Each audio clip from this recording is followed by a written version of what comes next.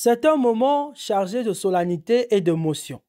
À Ankara, la capitale turque, le Premier ministre Anatol Koline-Makosso s'est rendu ce dimanche 3 août 2025 au mausolée d'Anıt Kabir, au lieu de mémoire dédié au fondateur de la République turque, Mustafa Kemal Atatürk. Accompagné d'une importante délégation composée notamment du ministre congolais en charge de la réforme de l'État, de l'ambassadeur du Congo en Turquie et de son homologue turc à Brazzaville, le chef du gouvernement congolais a honoré la mémoire du père de la Turquie moderne à travers un hommage symbolique et respectueux.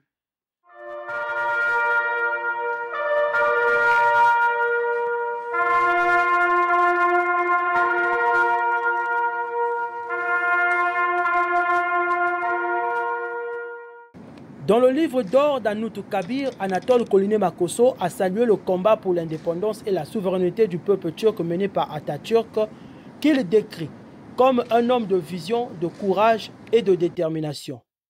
Je cite: « Ma visite ce jour, 3 août 2025, au mausolée Anıt Kabir, dédié à la mémoire du Qazi Mustafa Kemal Atatürk, fondateur de la Turquie moderne, me donne l'occasion de saluer son combat pour l'indépendance et la souveraineté du peuple turc. En tant que premier président de la République turque, Atatürk a incarné la vision, le courage et la détermination nécessaires pour transformer un pays, pour lui donner une identité moderne tournée vers l'avenir. Les principes qui ont guidé son action, souveraineté, unité nationale, modernité, progrès, transcendent les époques, demeurent des référentiels pour de nombreux peuples et inspirent bien de dirigeants à travers le monde. Ce que Mustafa Kemal a fait pour la Turquie, des hommes comme le président Denis Sassou Nguesso le font aujourd'hui pour leur pays et au profit de leur peuple avec une vision remarquable, une patience digne de bâtisseurs et un engagement sincère pour l'unité, la paix et le progrès.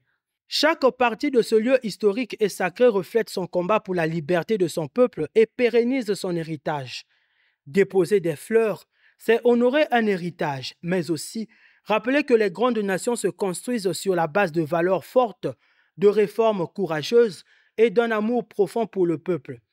Qu'il continue de reposer en paix et que cette gerbe soit un pont entre les peuples et un témoignage de respect pour les leaders visionnaires. Anatol Koline-Makosso, Premier ministre chef du gouvernement, République du Congo, fin de citation. Ce geste diplomatique fort traduit aussi la volonté des deux pays de renforcer leurs relations bilatérales. À Ankara, puis à Istanbul, le séjour turc du Premier ministre prévoit des entrevues à caractère politique et économique.